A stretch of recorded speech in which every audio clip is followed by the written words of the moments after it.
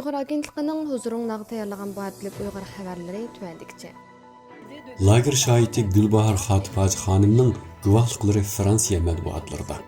10 necha yildan buyon Fransiyada oilasi bilan yashab kelayotgan Gülbahar xanım 2016 yilning oxirida o'zining Qaramaydagi burunqi idorasidan uchur topshirib oldi.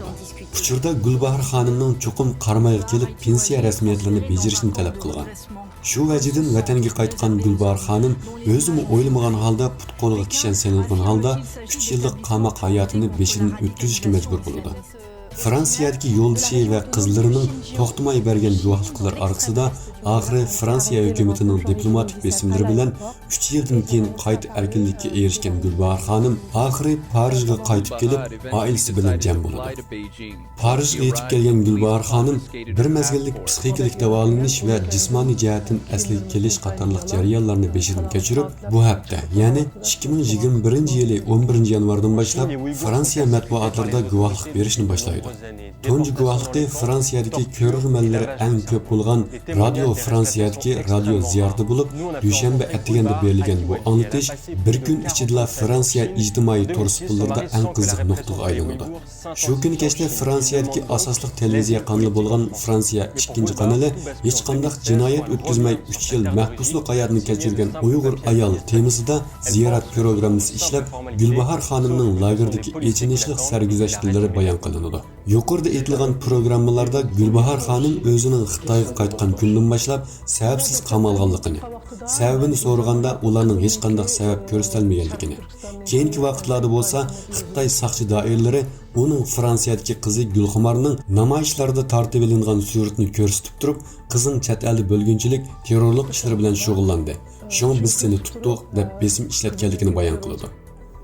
Gülbahar xanım yana lager ichidagi hayotini qisqacha tasvirlab, lager ichida har qanday yerni ko'zlaydigan ko'zchi kamerasi o'rnatilganligini, hatto muncha, tozliq uylargacha kameralarning borligini, ularni 24 soat ko'zatib turadiganligini bayon qildi.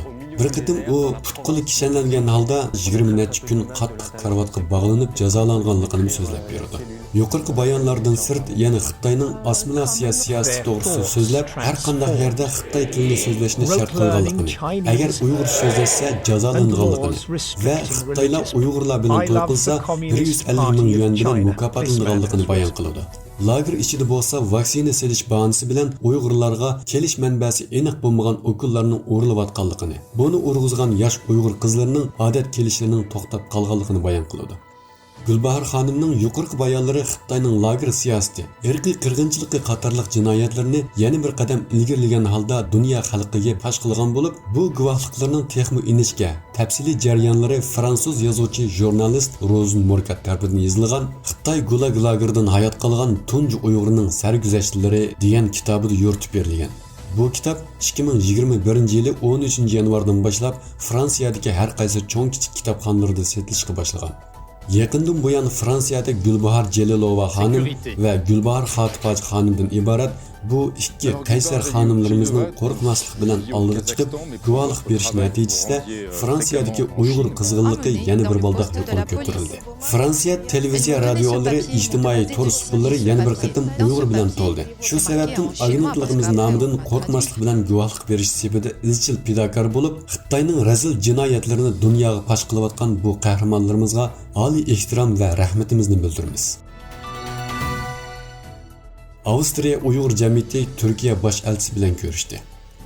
Avstriyada yashayotgan Uyg'urlar nihoyat oz bo'lib, Uyg'urlar oz bo'lishiga qaramay, bu davlatdagi Uyg'urlar nihoyat faoliyatchan. Bu davlatdagi Uyg'urlar har yili necha qatimliq namoyish o'rinlashtirib, yerlik hukumat vakillari bilan uchrashish, yerlik medialarning ziyoratini qabul qilish orqali vatandagi Uyg'urlarning ahvolini yerlik hukumatga bildirishda ko'p tirishchilik ko'rsatib kelmoqda. Avstriya Uyg'ur jamiyati Uyg'urlarning sonining oz bo'lishiga qaramay, o'rin ijara elib, Uyg'urlarning qarorlik uchrashib turish, duch kelgan masalalarni qo'ldan kelishcha hal qilishga tirishish, bolalarga ona til, madaniyat, urf-odat, e'tiqod darslarini o'rinlashtirib, bolalar uchunmi milliy kimlik engini yuqori ko'tarish uchun tirishib faoliyat qilayotgan tashkilotdir. Avstriya Uyg'ur jamiyati Xitoy xalq qurultayida ma'qullangan Turkiya-Xitoy jinoyatchi almashtirish kelishimi imzolanganligi haqidagi xabar chiqqandan keyin Turkiyada yashayotgan vatandoshlarimizning bexatarligiga ko'ngil bo'lib, bu kelishimning mohiyatini bilish uchun Turkiyaning Viyanadagi bosh elchisi bilan ko'rishish iltimosini sungan. 2021 yılı 12 yanvar Türkiye'nin Viyana'daki baş elçisinin işxonasida baş elçi Ozan Ceyhun, Avstriya Uyg'ur jamiyatining raisi Mevlan Dilshod, tashqi ishlarga mas'uli Abdug'ufur Alim, ichki ishlarga mas'uli Turg'un Ro'zi bilan ko'rishgan. Ko'rishish 50 minut davom qilgan bo'lib, Mevlan Dilshod baş elchiga vatanimiz Sharqiy Turkistondagi irqiy qirg'inchilik ahvolini anglatdi va Viyana'dagi Avstriya Uyg'ur jamiyatining xizmatlarini qisqacha tunishtirdi. Ko'rishishning muhim maqsadi bo'lgan Turkiya-Xitoy jinoyatchi almashtirish kelishimidan Turkiyada yashayotgan Sharqiy Turkistonliklarning bexatarligidan andish qilayotganligini bildirdi. Baş elchi bu kelishimdan Turkiyadagi Uyg'urlarning bexatarligiga cho'ng ish bo'ladi deb qaramaydiganligini, Turkiya Tashqi ishlar ministri Mevlut Çavuşoğlu apandining bu masalaga diqqat qilib kelayotganligini, Turkiyadagi Uyg'urlarning xotirjam bo'lishi kerakligini bildirdi. Mevlan Dilshod baş elchi bilan yana Turkiyadagi vatandaşlığı yo'q Uyg'urlar temasida suhbatlashib, Turkiyada vatandaşlığı yo'q, Xitoy pasportining vaqti to'shib ketib, pasportini uzartolmayotgan Uyg'urlarning turmush, xizmat, davolanish, ma'arif jihatlarida qiyinchilikqa duch kelayotganligini bildirdi. Baş elchi bu masalani Turkiya Tashqi ishlar ministrligiga yetkazganligini va bu masalani ko'zlaganligini bildirdi. Angliya Uyg'urlarning majburiy emgaki orqali ishlangan mahsulotlarni chekladi. London Beijingni vahshiy deb atadi. Angliya 12 yanvar Xitoyni Uyg'urlarning kishilik huquqiga daxl taruz qildi deb aybladi. Hatto uni vahshiy deb atadi. Hamda majburiy emgakka chetishlik tovarlarni import qilishni cheklaydigan yangi belgilama e'lon qildi.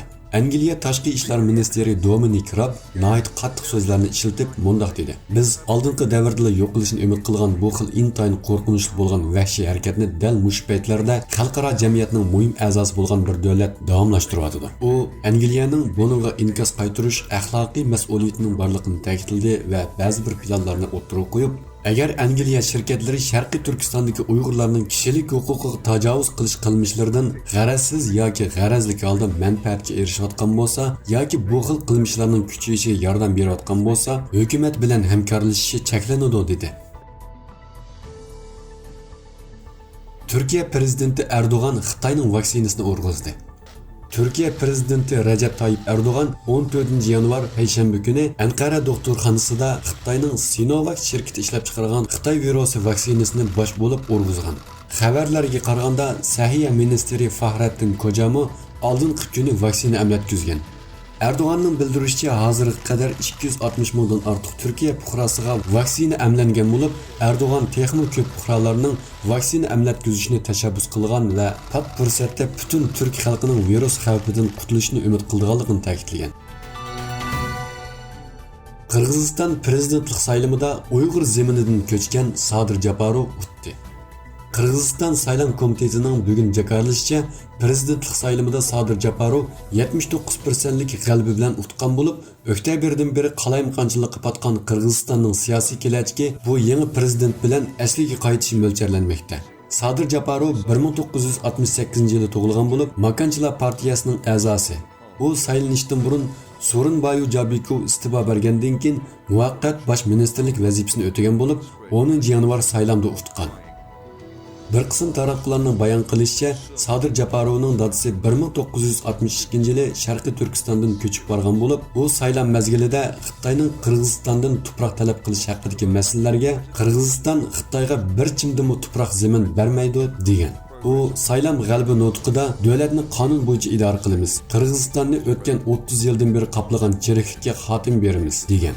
Erkin Yevropa radiosining xabariga qaraganda, Sadir Japarov radikal qirg'iz millatchisi bo'lib, qirg'iz millatining O'rta Osiyo siyosatlaridagi rolini yuqori ko'tarish uning muhim shiorlaridan biri ekan. U burun odam asirga elish jinoyati bilan qamoqqa ilingan. Uning bir qism raqobatchilari saylam natijasini inkor qilgan bo'lsa-mu, ammo saylam komiteti va kuzatuvchilar saylamning adil elib berilganligini bayon qilmoqda.